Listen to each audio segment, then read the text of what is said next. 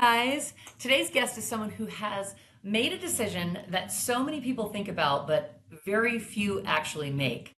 Renee spent over 25 years building a successful career in education, rising into leadership roles across the country, and doing everything she was supposed to do. And by all accounts, it looked like success. But at a certain point, something didn't feel right. She took a step back, sold everything she owned, and spent a year in Mexico on her own, searching for who she was beyond the title she had carried for so long. My kind of woman. I love this so much. Eventually, she made the decision to walk away from that career entirely and build a life that felt aligned with who she truly is. Today, Renee is a life strategist, mentor, helping high achieving women stop living by everyone else's standards and expectations and helping them start to trust themselves again. So, Renee, I am so excited to have you on here. Welcome to the I'm show. I love it. Thank you. I love hearing Oh about my God. me. I know. I was talking to someone else about doing. We were talking about podcasts, and I think it was another guest. I think the worst part of the podcast is sitting through the host describing you. It's like so uncomfortable sometimes. You're like, oh my gosh, and it's amazing. We should be celebrating all of your amazing accomplishments, but like I feel like sometimes sitting through that is like the hardest part. I love it. I loved hearing it. It's like to think about how far I've come from where I was. So thanks for the great Amazing. And intro, girl. you have such an amazing story. I'm so excited for everybody to hear about it and hear about you. I always start the shows out the same way. So because I really want people to get to know you. Who were you before we get into your career and everything you've built? Who were you growing up? What was young Renee like? Yeah. Well, first of all, I was an only child. And I think that that has shaped a lot of the way I've lived my life. Shout out to all the only children out there. And I think I was told a lot of things when I was a kid that hopefully I've overcome in a lot of ways. Like, I didn't love sharing, right? I didn't love sharing the food on my plate, but I've gotten better at that now that I'm married, whatnot. But the younger version, let me get back to the younger version of me was somebody who was always looking out for everybody else. I was just an observer. It's funny, like when I talk about like my high school years, I talk about the fact that I had a lot of acquaintances. So I was like on homecoming court, prom queen, all that stuff, but I never really felt like I had friends. Like I just spread myself out across a lot of different people. And I think that that's just who I've been my entire life, carrying even into my adulthood. Um, I just had a lot of people kind of in my corner. And I think the same energy that I have today is the energy that I had then. There was this great story of this girl who I had met. I don't know, I was probably like 24 or 25 at the time. I was in the gym and she had come out and she was like, oh my God, Renee. And I didn't know who she was. She's like, oh my God, Renee. And I was like, yeah, hi. She's like, I don't remember how the whole thing went down, but I didn't know who she was, but she ended up telling me she had a kid and she named her daughter after me. And in the moment I was so Whoa. flustered, but she said to me, and I'm sharing this story because I think that this just encapsulates a bit of who I was as a child and why it's so important for me to make sure that people are seen in my space today. She said that she was a loner in high school. She was a freshman in high school. She remembers it, and I must have been like a junior. She said that she sat by herself all the time at lunch, and I was the only person that would ever come and hang out with her Oh, and just sit at her table. And she's like, you were the only person that ever saw me. And I still didn't know when she gave amazing this information to comment. me. Yeah. So I love telling that story. One, because it just reminds me that this has been my calling is to help people feel seen and heard and feel validated that they are exactly who they need to be and where they need to be here. And so it just took me a little while to kind of get to the space that I'm in right now, coaching others to step into their full power. So Oh my that's who. God, what a sweet and lovely story, and what a testament to who you have been throughout your life and who you are now. Like that's just what an honor to be have someone name their child after you. Yeah, That's got to amazing. feel pretty amazing. I found out who it was after I went home and got into one of my yearbooks. I was like, who Like is yearbook this? immediately, like rushing home with the yearbook. Oh my gosh. Yeah. Yeah. That is amazing. You spent decades building what most people would consider a very successful, stable career. So Mm, at what point did you start to feel that something wasn't aligned for you? yeah. Such a good question. I'm going to say it started in my late 30s. And I will say, across many of the women I talk to in midlife, it starts around late 30s, early 40s that we start looking around at our life and we don't see the light at the end of the tunnel, or the tunnel's too long. And for me, it was right around 38. I had been in some dysfunctional relationships. And that was Don't we putting all? kind of, yeah, it was kind of putting an extra strain on my life. But on top of that, I was also in this career. At the time, I was a principal, and I was probably 6 or 7 years into being a principal at that point. And I just got to this place of like, I was, I'd been out of the classroom long enough. I think the new money that I was making was wearing off that kind of lifestyle piece of it. I was like, this is nice and all, but I'm not really excited. In fact, I'm dreading waking up every day and what I'm going to have to face in the day. And there were more days like that than there were not. And in fact, I would say most of the days were feeling like dread. What fights were I going to have to battle, like, with other adults within my building? And really, the passion for getting into education was making a difference in the lives of kids. Um, I'm just gonna throw this in there too. I don't think I ever really wanted to be a principal. I think it was all out of competition for myself. Um, I think I just threw my Right, resume. can you get there? Like can Yeah, you get yeah. your way to the top and like climb that mountain? Yeah, I was kind of forced, like, as a teacher, I was kind of forced to get my master's degree. And so I went, I was like, I don't know what I'm going to get in, and I'll go get in education administration. So I did. And that, after everything was said and done, I'll be like, it's silly not to even try. But I wasn't like, oh, I'd love to be a principal. Like, there are principals out there who are like, I want to make it to the top and I want to make a difference in the system. I was not one of those people. So I already, I can look at this now from the lens that I'm in and look back, and I can say, I don't think I ever wanted to necessarily be in this position. But so I threw my resume out there, and, somebody caught it and was like, "Ooh, we like you." And I got into it, and I made more money. And then as I kept growing, right, I kept making more money. So they call that the golden handcuffs. And I was definitely in the golden handcuffs. And I was, able to buy my own house. I was driving nice cars, and the vacations, like the lavish vacations, all of that stuff was beautiful until it wasn't, until I was like, I mean, I'm very honest about this. I was put on anti-anxiety medications, depressants, or antidepressant medications when I was 32 years old. So right when I became a principal, gone into the doctor. Like, they had put me on Xanax and Wellbutrin or something like that very early on, and so that should have been my first red flag, right? It was taking a toll right at the beginning. Like you Yeah, were feeling it right, emotionally right from the right beginning. in the very beginning. Yeah, and I didn't have any mentorship. I didn't have anybody like really coaching me along or telling me what this was going to be like for me. And but I just kept plowing through, and then, my dad passed away, and I moved from where I was in LA, and I came out to the Chicagoland area. And, when I came out here, this is when I began to see, and I was making a lot more money when I came out here. And this is where I began to see, through these dysfunctional relationships, I was miserable in my relationships, my personal relationships. I'm also miserable in my career. I'm like, something's got to give here. And I went into a therapist's office, and she's like, why are you here? And I'm like, I just want to be the best version of me. And that's what just kind of catapulted me into this like transformation. And it took me years. The first couple of years were like dealing with my, childhood trauma.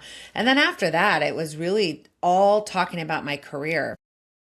And this is a long answer to your question, but I think it's really important because I don't think that we don't get to a place where we're just like, I'm unhappy and then I'm going to go fly off the handle and do something about it, right? It took me, from that point at 38, going into a therapist's office, finally just so burned out that I had told my superintendent, my boss at the time, I'm like, I'm not coming back. I don't know what I'm going to do. So this was like 44.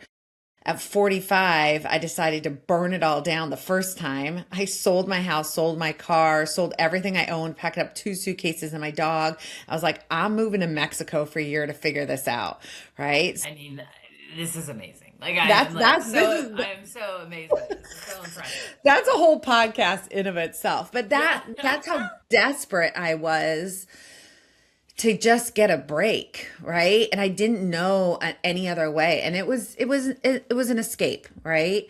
Well, Um, and also just to like feel something good, right? Because not only are you trying to get away from all the shit, yeah. but you're also just desperate to feel something good that's just not Mhm. constantly pulling you down or tearing you down. I had always felt this tension. I'm sure a lot of your listeners will understand this, especially if they're sitting in high leadership positions. I always felt this tension of people wanting me to be, look, and act a certain way. I was forced into this position of being somebody that I didn't feel like I really was inside. And so leaving to go to Mexico, I don't think that I realized it when I made this move, but when I came back from that, I really just wanted to be me. I wanted to be able to walk through life without a title attached to me other than just being me. And I wanted to see what that felt like. So I got to Mexico, great. I really struggled, to be quite honest with you. I struggled with not knowing what to do with myself when I was there, right? The first couple months are like vacation. And then after that, you're like, what do I do now? I mean, Right? I can imagine because you were working in this field, you were busy, you were doing all these things, and then all of a sudden you're not doing anything. Like there's Right. no obligation to be Right. anywhere, there's no Right. email to respond to, there's no call to return. You're just Right. alone with yourself. I was like, I mean, after a couple months, I was like, well, now what? What do I just do with myself in this foreign country? I don't know anybody. Well, my therapist was like, well, maybe you'll just start painting. I was like, oh, okay, I'll just start painting. I've never painted before in my life. Anyway, that has now transferred into what I do today. So anyway, I came back into my career. I kind of had this like aha moment. I'd come back to Chicago for a bit. Whatever. I came back to my career and within a week of sitting in the seat, by the way, I tried to say no to this job when they offered this job to me. I was like, I don't think I'm the right fit for this. And they talked me into it, or I allowed them to talk me into it. And I said yes to it. And within a week of sitting back in that seat, I was like, oh my gosh, I just made the How did worst I get decision. back here? I know why. Like, and the wheels started turning. I was like, I just bought all this new furniture because I had sold everything before, and I moved to Vermont, right? Which also was its own like moving to Vermont from San Diego, LA, Chicago, Mexico was its That's own wild. like yeah, it's also very new. Um, and then the pandemic hit, so I was stuck. There was like no really way out and I had to bring this whole school, community through. I was a principal of a high school at the time, bring them all through the pandemic. And it was October 1st, 2021 when I had a panic attack. I literally was hitting my head up against the headboard of a bed, slid down off the bed and was like on the floor thinking I was having a stroke. And I just was like, that's it. This is my message. There's been all of these little messages along the way telling me it's time to go. You even moved to Mexico for a year to try and figure out whether you can, and you came back. This is your call. So I called my boss that night. I said, I'm taking a month off for FMLA. I'm leaving at the end of this year. And I just explicitly said out loud, I am not coming back to education. And that was it. And I had no idea what I was going to do next. I mean, I love it. I mean, and I think the other thing is like your identity is really tied in to the roles that you had for so many years. So of course you went back to it because you're Hmm. like, okay, I had a break. Now I had a long vacation. I had a sabbatical. Now Hmm. I'm gonna go back in and everything will be fine. When you step away from a title like that, how do you even begin to figure out who you are without it? but that's what I wanted, right? I just wanted to walk through. And it's funny because, maybe we'll get into this, but my first job out of that career was working at anthropology because I just wanted to be in a space working where I could just show up as me. And that was it. I didn't have any title attached to me. So I don't think I was wrapped up in the title as much as everybody else was wrapped up in the title for me. In fact, you and I have talked about this. I wanted to distance myself from the title. I didn't like it when people called me by principal. I didn't like it when they called me boss. I didn't like it when they called me Miss Devore, which is my last name, right? In fact, my final 3 years of my career after I came back from Mexico, I told people to just call me Renee. Right? That's like, I just wanted to come back into a space and just be me. So I don't think my identity was as wrapped up in being a principal. That was the tension for me, was that I was trying to disconnect from the identity that everybody was trying to place upon me of being a principal and how I should act. I never looked the part. Like, I can't tell you how many times was out at a restaurant or bar and somebody asked, some guy asked me what I did and I told them I was a principal and they're like, well, you never look like any of the principals I had, right? In fact, I remember in Vermont, they didn't want to even hire me.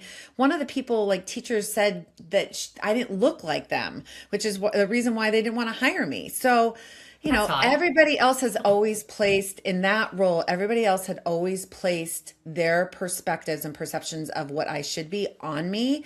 And I was Hmm. always feeling like, that's not who I am. At the core, Yeah. that's not who I am. And that's eventually what cost me, to go. Well, and I think, you think of like a principal, like super square and buttoned up, and you are not that. Yeah. You're fun, you're Yeah. colorful, Yeah. you're lively. Yeah. Like you're kind of the opposite of, and so maybe that was part of, their own ideas of what they had in their mind of what a principal should look like. I'm interested to know, like, when you originally took your break and went to Mexico, first of all, wow. But also, what made you decide to go to Mexico, and like, what was that all about? Like, Yeah. as opposed to, like, I don't know, San Diego or frickin' Phoenix, I don't know. But like, what made you want to go to Mexico, and what were you hoping to find there? Or were you just like, Mm. I need to get away and be in a totally opposite place? Yeah, that's a great question. So I had already told my boss I wasn't coming back to the school I was at for the following year. And so this was over the holidays. It was in December, and I was there for 2 weeks. My mom and I were supposed to go together, but my mom couldn't go. So I went by myself.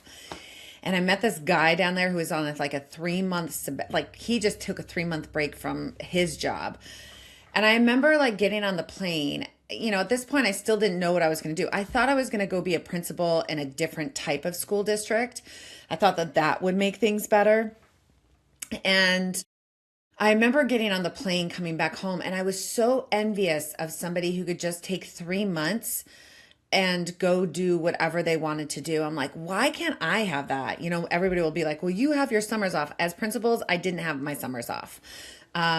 Great vacation time, but didn't have my summers off. So I came back, and this is kind of how the universe works. I just went to my office staff. So I was very close to my assistant and our attendant secretary, who are basically my only two people in the office. And I came in one morning, it was before school started, and they were kind of getting ready. And they were like, how was your vacation? And I was like, it was great. What do you guys think about, what if I moved to Mexico? And they're And this like, is, do we still have a no, job? this is, I was just kind of sprinkling this out there, and they're like, oh my God, this would be amazing. We would be the first to visit you. And I was like, what? I was kind of wanting to see that, like, if I was crazy or not for even thinking this. So that was it. So I had been going to Puerto Vallarta for years, and so I felt very comfortable, very safe, and going there. Also, taking a year off. You want to be in a place that's not super expensive as well. So this is, and here's the other thing. I forget to mention this. When I was 22, I got offered to teach in Puerto Vallarta, and I didn't take it. And it had always been something that I had. just felt like I missed a piece that I could have gone back to, a little bit of a regret. So there was that kind of piece of it as well. So my office staff were really kind of the ones who just allowed it to kind of just sit in my head a little bit more and say, I'm not crazy for thinking they're going to come and visit me. And it basically got to a place where I was in the final round of this, or in the first round of this interview. And I knew, because I had interviewed at other places, I knew that if it wasn't going to work here, that it was going to be Mexico. I even got into the interview with this team and, we're introducing ourselves. And I was like, hey, if this doesn't move forward, I just want to let you know I'm moving to Mexico. I said that in the interview. I mean, maybe not the best move, but it worked out exactly as it was. And they didn't move me forward, and I ended up in Mexico. So I was Well, searching for, sorry, go ahead. yeah, I was searching for an opportunity to just be me. I just wanted to walk through life. I was like, again, right? You'll see this pattern. I was so tied to what everybody else wanted for me. I just wanted to feel like what it was for me, to just be me. That's number one. Number two, I also thought this will give me the space to figure out what else I can do. When you've been in a system, so I was in the system since I was 21 years old. I mean, I've been in the system for my entire life, basically, since I was 5, but working in the system since I was 21. When you're in that kind of system, it's so hard to think about what else could I do with the skills that I have. And guess what? When I went to Mexico, I didn't have the resources. I didn't do any of that work there. I knew, I think I had gotten down there in June, and by October, I had known I was coming back to education. I was like, okay, I'm going to go back to education. So then I just spent the rest of my time there just frivolously, hanging out, being me, with the commitment that when I came back to my career, I was going to be different. And I was for a few months until the job sucked me back in to being what everybody else wanted me to be. Thank you so much for being here. I hope you love this conversation as much as I did. And we're not done yet. This continues in part 2, so make sure you come back and join us there. That's a wrap on today's episode of Carrie, It's Not That Serious. If this conversation resonated, subscribe and share it with a woman in power in your life. You can find more conversations, more community, and all the fun INTS merch you love at itsnotthatserious.com. We're building something meaningful here, and I'm so glad you're a part of it. Until next time, remember, it's not that serious.